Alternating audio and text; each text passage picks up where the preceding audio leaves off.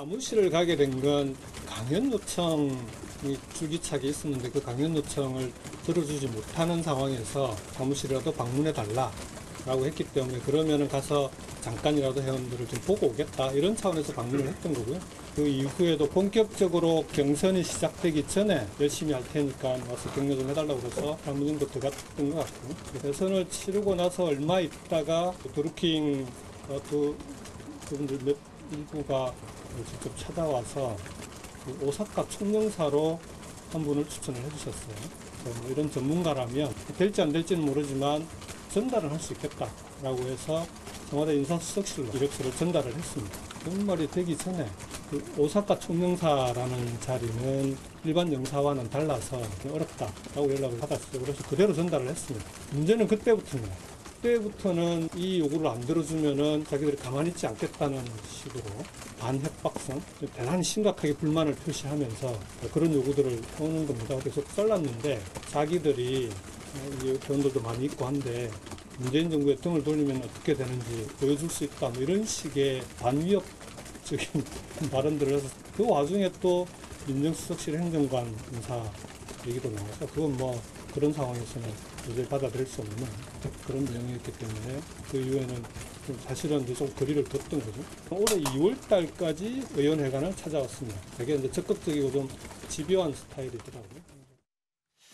하나의 관심은 이제 김경수 의원과 드루킹의 관계가 무엇이냐. 어제 얘기해서 드루킹 사무실을 2차례 정도 갔다고 얘기를 했어요. 네, 그렇습니다. 간 것뿐만 아니라 그 사람이 온 것까지 합하면 최소 김경수 의원이 본인 스스로 이야기한 것만 지금 대여섯 번은 되는 거거든요. 만나서 얘기하고. 만난 게요. 그런데 지금 보시면 지난 14일에 김경수 의원이 긴급 기자회견을 했습니다. 자신이 연루됐다는 보도가 나오자마자. 근데 그때는 뭐라고 했냐면 텔레그램 메시지를 받긴 했는데 주고받은 게 아니라 일방적으로 무언가를 계속 나한테 보냈고 나는 거기에 의례적으로 한번 고맙다 정도 답하는 정도?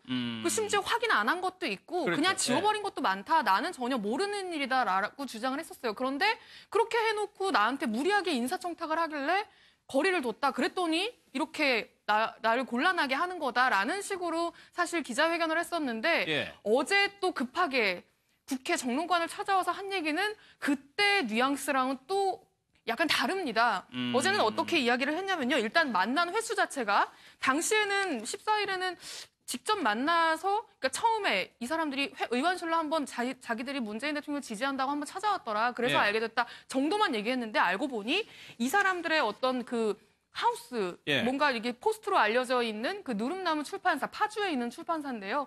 그 출판사에 김경수 의원이 2번이나 찾아갔었고요. 찾아가서 그 사람들과 면담을 하고 이야기하는 시간을 가졌다고 이야기를 했고요. 그리고 이 상대편에서도 의원실에 2~3번 찾아와서 만나가지고 이런저런 상의도 하고 뭐 경제민주화 정책에 대해서도 이야기를 하고 그리고 대선이 끝난 이후에는 인사청탁도 받는 과정이 있었다라고 이야기를 한 겁니다. 그러니까는 사실상 어떤 관계인지가 가장 궁금했는데 지금 김경수 의원의 말만 들으면 대여섯 번 만나서 이야기를 나누고 심지어 파주까지 갔다 왔다 할 정도면 이게 그냥 일방적으로 뭔가를 전달받고 무시하는 어떤 그런 정도의 관계는 아닌 것 아니냐. 좀 더 깊은 무언가가 있었던 게 아니냐라는 이제 그 추측들이 지금 야권에서 계속 제기가 되고 있는 겁니다. 그러나 또 하나가 있는데 유영관 대표님. 인사추천 문제예요. 이거 김경수 의원은 어쩔 수 없이 전달했다는 취지로 얘기를 했지만 글쎄요. 이 정도로 청와대 인사추천할 수 있는 관계나 사람들이 많지는 않잖아요. 그렇죠. 처음에 14일 날은 저 청탁 왔는데 이제 불가했다고 딱 잘랐다고 얘기를 했고 어제는 얘기하기는 인사 측의 추천 요청에서 전달만 했지 나는 청탁한 게 아니다. 그래서 말 뉘앙스를 조금 바꿨어요. 전달만 했지 나는 청탁한 게 아니다고 했는데 그 청탁하는 것도 아무래도 열린 시스템이라고 해도 그거 뭐 전 국민 다 할 수도 있는 거 아니고 오히려 또 청와대 가서 또 그 백원욱 그 전 의원 민정 그 비서관하고 직접 그 만나기까지 했다니까 그분들이 그 만나서 얘기할 정도로 그 정도가 아무나 할 수 있겠느냐. 그래서 거기에 대해서 조금 좀 오해의 여지가 자꾸 커지는 거죠. 순수하게 아니 그런 탈무드에도 그런 말 있잖아요. 악행에는 전달자가 없다고. 전달하는 거는 괜찮다는 게 아니고 지난번에 국정농단 때도 나는 전달했으니까 위에서 시켰으니까 이게 면피가 안 된다는 거죠. 예. 그러니까 단순한 전달이냐 아니면 청탁을 받았는데 거절을 했더니 앙심 먹고 저렇게 한 거냐 하는데 이번 건은 아까 김경수 지금 의원이 파주에 여의도에서 파주 가는데 1시간 이상 걸리거든요. 예. 그 바쁜 분이 몇 번 찾아가고 할 정도면은 그것도 좀 예사롭지 않고 청와대 가서 직접 만나서 또 민정비서관이 또 뭐 얘기를 나누고 예. 그 정도도 좀 어떻게 보면은 그 평범한 관계다 이렇게 보기에는 조금 무리가 좀 따른다고 보여집니다. 그러니까 이러다 보니까 김경수 의원이 기자간담회를 자청해서 다 자초지를 설명하니까 청와대도 조금 설명을 해줄 수밖에 없는 상황이 어제 됐고 또 그렇게 했어요. 예, 그렇습니다. 청와대도 바로 이어서 긴급하게 브리핑을 했는데요. 그러니까는 사실 청와대는 이 사안에 대해서 좀 거리를 두는 그랬죠. 입장이었습니다. 네. 이런 내용에 대해서 알고 있었냐라고 했더니 들은 바 없다라고 했었고요. 인사청탁한 걸 사전에 인지했냐, 몰랐다. 두루킹에 대해서 아는 사람이 있냐, 나는 몰라, 나는 전혀 모르는 사람이다라는 식으로 이거는 뭐 대선 당시에 일어났으면 당에서 해결할 일이지 청와대와는 관계가 없다라고 해명을 했었는데 그리고 예. 전혀 관계없고 모르는 사람처럼 얘기를 했었는데 알고 보니 청와대 민정비서관이 직접 이 드루킹이 추천한 인사를 청와대 연풍문으로 불러서 1시간 가까이 사실상 어떤 면접 가까운 예. 과정을 거쳤던 사실이 지금 확인이 된 거거든요. 김경수 의원이 스스로 이야기를 했고 청와대도 김경수 의원이 말한 게 맞다라는 식으로 지금 해명을 하게 된 상황인데 사실상 김경수 의원이 처음 해명한 것처럼 예. 뭐 하던 사람이 그러니까 일방적으로 자신들에게 뭐 성과를 알리고 문재인 후보 지지상을 알리고 일방적인 메시지를 계속 보냈던 사람이고 그게 대선에서 당선이 되니까 그 이후에는 무리한 인사청탁 요구로 이어져서 우리는 거부했다, 거리를 뒀다라는 정도가 사실이라면 사실상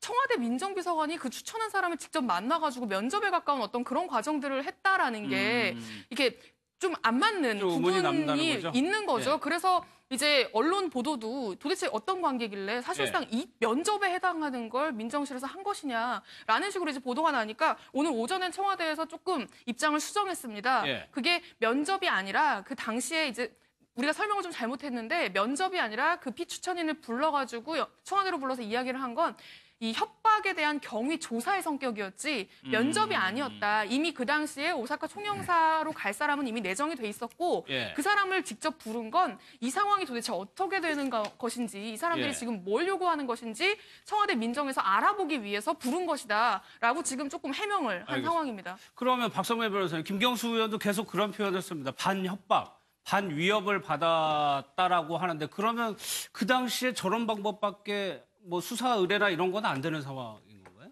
사실 수사 의뢰를 하려면 할 수는 있었겠죠. 그런데 예. 아마 김경수 전 의원 같은 경우에 그 주장에 따르자면 이 사건을 수사로 비화하게 되면은 외부에 알려지게 되고 또 자신이 의혹을 받게 되니까 오히려 일이 커지니까. 예, 적당하게 내부적으로 이 일을 마무리하고 또 내 말귀를 알아듣고 적당하게 이 일을 처리할 수 있을 것이라고 판단을 했던 것 같습니다. 이건 뭐 순전히 김경수 전 의원의 입장에서 보는 것인데, 근데 제3자 입장에서 봤었을 때는 정말 협박을 당했고 굉장히 곤란한 사정에 처해 있었으면 단순히 청와대에 전달하는 것을 넘어서서 좀 더 적극적으로 수사기관에 수사 의뢰를 해서 적절한 조치를 취함으로써 더 이상 협박에 나아가지 못하도록 했으면 더 이런 의혹에는 휘말리지 않았을까 싶은 생각이 좀 듭니다. 예. 그러면 이 두루킹이 뭐 어떤 정체인지 좀 살펴볼게요. 손정혜 변호사님, 거기 회원이었다는 사람들이 좀 얘기를 하는데 좀 일반적이지는 않다는 생각이 좀 들거든요. 일단은 오래 전부터 활동했던 사람들로 보이고 이제 온라인상에서 많은 지지자들과 자신을 따르는 무리들이 있었던 것으로 보이고요. 각종의 카페라든가 네이버 아이디만 지금 160개가 있었다고 하는 거 아닙니까? 온라인상에서 인터넷 여론이나 이런 것들이 굉장히 영향력을 가졌던 것 같고 그래서 이제 정치 분야에서 파워블로그로 선정될 정도로 많은 그 여론을 형성하는 데 중심이 되어 있던 것으로 보이는데요. 이 사람이 소위 말하는 팬클럽도 있었고 이 사람이 조직하는 여러 가지 단체에서 강연을 하면 유료 돈을 내고 또 강의를 들으러 오는 사람이 있을 정도로 아마 활동은 좀 많이 했던 것으로 보이는데요. 예. 특히 이제 이 사람이 그 만든 카페라든가 블로그라든가 이런 걸 보면 이제 진보 진영을 대변하는 진보 진영과 관련된 그런 논객으로서의 자료가 굉장히 많았다고 합니다. 그래서 예전에는 정의당 측의 의원이나 이런 분들한테도 접촉을 했다고 하고요. 그리고 이 사람이 이제 모임을 창설한 게 경제적 공신화 모임 이런 건데 여기는 네. 굉장히 뭐 회원도 등급별로 나눠서 엄선해서 받고 거기에 회원들은 굉장히 충성도가 높아서 이런 일련의 활동에 대해서 굉장히 적극적으로 하는 사람으로 알려져 있는데 이 회원들이 근데 최근에 어떤 인터뷰를 하고 있는 걸 봐서는 약간은 합리적이지 않은 행동이나 이런 것들을 하는 것들도 보입니다. 뭐 예. 일본의 그러니까 이 어떤 그 모 변호사, 일본 총영사관의 변호사를 추천하는 이유에 대해서 물어봤을 때는 뭐 일본이 침몰하면 그에 대해서 어떤 대비를 하기 위해서 일본 총영사관 자리에 대한 인사 추천을 했다라고 해서 좀 황당해 보이는 이야기를 하기도 했고요. 예. 특히 이 사람 이름으로 이제 뭐 출판사가 운영이 되고 있는데 그 출판사는 사실상 뭐 8여 년 동안 출판 업무는 하지 않고 다른 어떤 합법적, 비합법적인 수익 창출을 위해서 뭐 물건을 판다던가 강의를 한다던가 이런 식으로 본인들의 활동 자금을 쓴 경위들은 지금 보이고 예. 있습니다. 뭐 주장한 뭐 어떤 내용들이 논의된 날 보면 이게 일부분이니까 이걸 가지고 판단할 수는 없지만 좀 안 맞는 내용들이 좀 많이 있고 말이에요. 회원 그리고 또 일반적으로 회원을 관리하는 방법도 그렇고. 예, 그러니까 이 사람들의 주장을 보면요. 경제적 공진화 모임이라고 처음에는 소액주주 모임으로 출발을 했는데 소액주죠. 일본 침몰설을 굉장히 강조했다고 해요. 이 드루킹이라는 사람이 일본이 침몰하고 나면 일본이 곧 침몰할 건데 그걸 전제로 깔고요. 그렇게 되고 나면 일본에 아주 굉장히 많은 이재민들이 발생을 할 거다. 네. 그럼 그 사람들이 어디로 가겠냐. 그 사람들을 데리고 와서 개성공단에 치외 법권적인 특별구역을 만들고 그곳에 일본인들을 이주시키겠다. 예. 그러면서 뭐 자신들만의 유토피아를 만들겠다라는 게 이제 골자입니다. 그러니까 그 이 주장을 예. 이 드루킹만 한 게 아니라 이 회원들 대부분이 이 주장에 공감을 하고 아, 있었다고 그래요? 하고요. 예. 그 청와대 민정비서관이 만났다고 했잖아요. 이 드루킹이 추천한 오사카 네. 총영사로 추천한 인물을 만났다고 했잖아요. 그 자리에서 한 1시간 정도 면담이 있었는데 그 자리에서 이 추천받은 사람도 자신이 오사카 총영사로 추천받았다라고 하니까 이 침몰설, 일본 침몰설에 대한 얘기를 장황하게 늘어놓았다고 합니다. 그래서 청와대 민정에서는 이게 무슨 얘기지? 이건 좀 아닌 것 같은데라고 생각을 했다라고 지금 이야기를 하고 있을 정도입니다. 그래서 저는 더 의심이 가는데 그렇다면 이런 단체하고 왜 그렇게 좀 친밀감을 유지를 하는 거냐? 박원순 시장 같은 경우는 표 있다, 뭐 자기가 조직이 있다 이렇게 접근하는 조직들이 선거에는 많다라고 좀 표현을 했거든요. 그렇죠. 박원순 시장도 그런 얘기 했잖아요.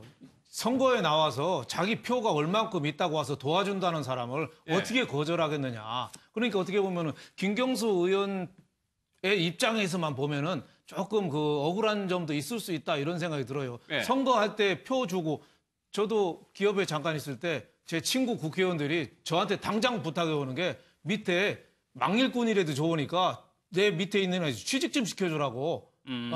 내가 졸려서 못 살겠다고 예. 하니까 김경수 의원 쪽도 아마 그런 측면이 지난번에 선거할 때 뭐 문 대통령을 지원했든지 뭐 여러 가지 지원을 드루킹이라는 사람이 많이 했는데 예. 선거에 된 다음에는 자꾸 요구를 많이 해오고 그 요구가 안 됐으니까 자꾸 저렇게 보복적으로 나온 거. 그러니까 드루킹이라는 사람이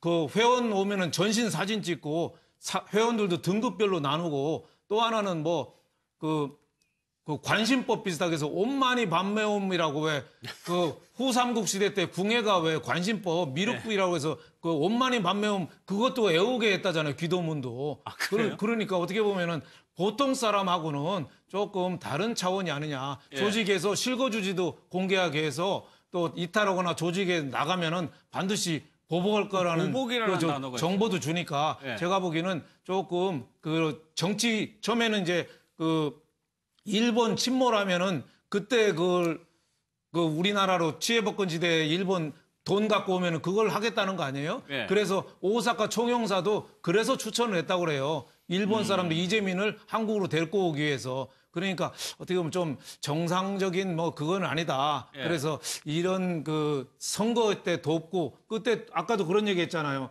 그 최순실이가 박근혜 전 대통령의 영린이라면은 지금 그 문재인 대통령의 영린은 예수의 제수이트다. 예. 어떻게 보면 좀 황당한 얘기 같지 않아요? 예수회라는 거 어떻게 보면 종교 단체인데 예. 그러니까 보통 사람의 정신 상태로서는 좀 이해할 수 없는 그런 좀 그 특이한 공상의 세계에 사는 사람 같아서 물론 자초지종은 수사 결과로 더 밝혀져야 되겠지만은 좀 아직 더 밝혀져야 될 부분도 많고 억울한 측면도 좀 있지 않겠냐 이렇게 생각이 됩니다. 그래서 드루킹의 행적을 더 보니까 박선배 변호사님 정의당하고도 좀 관계된 것들이 나오는데 유시민 작가하고 노회찬 의원 관련해서 선거법 위반으로 벌금까지 받았더라고요. 예, 그래서 2016년 3월에 그 20대 총선을 앞두고 있었을 때 3, 4월경입니다만 그때 노회찬 현 정의당 원내대표죠.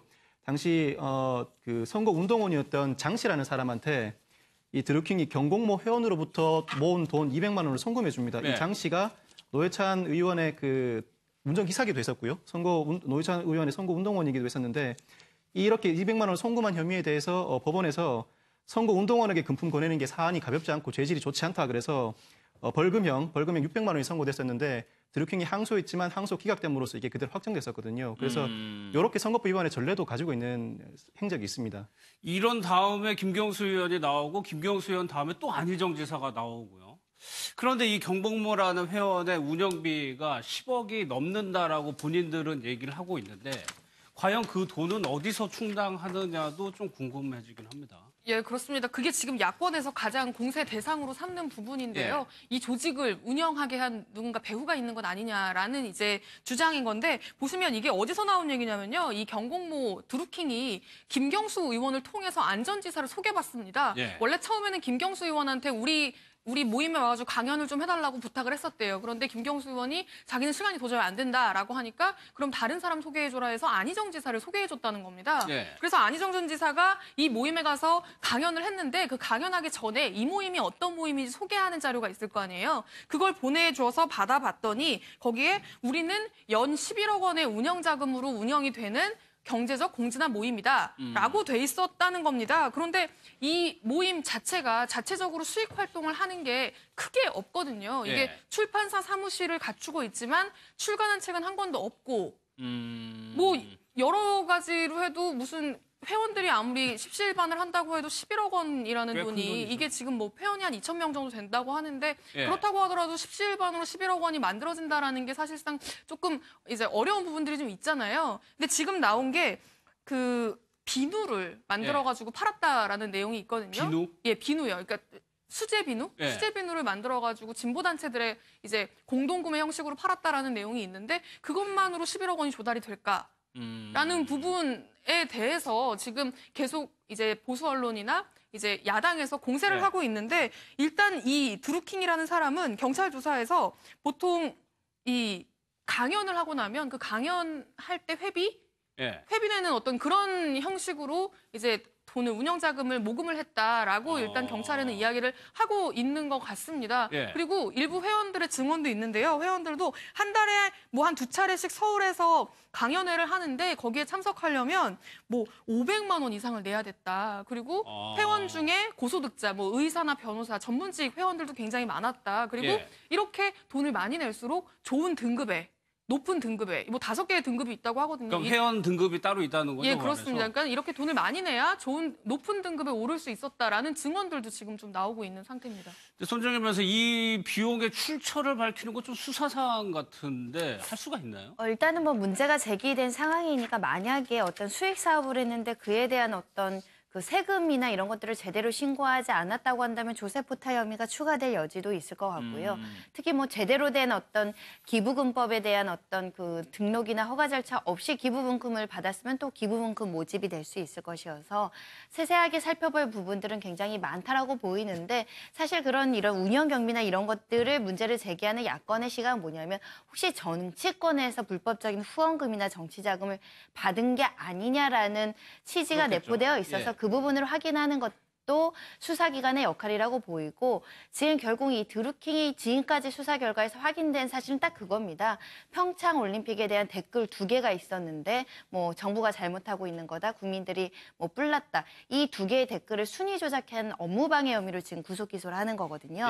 그런 점에 비춰보면 현재까지 확인된 것은 이 정도 그 평창올림픽과 관련해서 정부 비판에 대한 네이버의 업무를 방해한 혐의를 받고 있어서 지나치게 이 사건에 대해서 의혹만 가지고 추측만 가지고 문제 제기할 것은 아니라 수사기관의 어떤 수사 결과를 좀 지켜봐야 되지 않을까 생각이 듭니다. 그럼 마지막 수사 상황 좀 한번 볼까요? 이 블로그를 폐쇄했다가 다시 복구를 시켰더라고요. 이게 좀 재판에 좀 대비하는 건가요?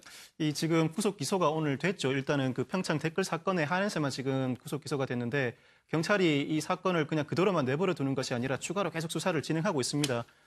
정치권 인사들과 어떤 연관이 있는지 압수수색도 이미 이루어졌었고요. 그래서 확보된 그 휴대폰이나 PC 그리고 업무 수첩을 통해서 디지털 포렌식도 할 거고요. 그래서 어느 정도 연계가 돼 있고 자금의 흐름이 있는지도 충분히 따져볼 텐데 이 수사가 계속 이렇게 진행되고 있으니까 지금 드루킹 쪽에서는 개인 홈페이지를 삭제했다가 지금 복구를 했습니다. 예. 경찰에서는 계속 증거인멸의 정황도 있기 때문에 계속 수사가 좀 더 완비가 돼가면서 좀 더 구속 수사가 계속 더 이루어져야 된다는 이야기가 계속 나오고 있다 보니까 이걸 복구를 한 상황이 있는데 지금 사실은 드루킹은 구속돼 있는데 이걸 예. 복구가 됐다는 것도 사실 좀 이상하지 않습니까? 그래서 이걸 두고 대비를 한다는 이야기도 있고요. 누군가가. 그렇지 않고 원래 삭제했던 걸 삭제하고 나면 이 포털 사이트에서는 7일 정도 보관하고 있다가 당사자한테 이거 그대로 삭제할 겁니까? 라고 재확인 메일을 보내는데 거기에 답이 없으면 그냥 그대로 복구되기도 할 수 있다. 이런 취지의 의견도 나오고 있습니다. 그래서 나름대로는 대비를 지금 하고 있는 것으로 보이는데 그게 스스로가 지금 복구했는지는 사실 의문입니다, 지금. 알겠습니다.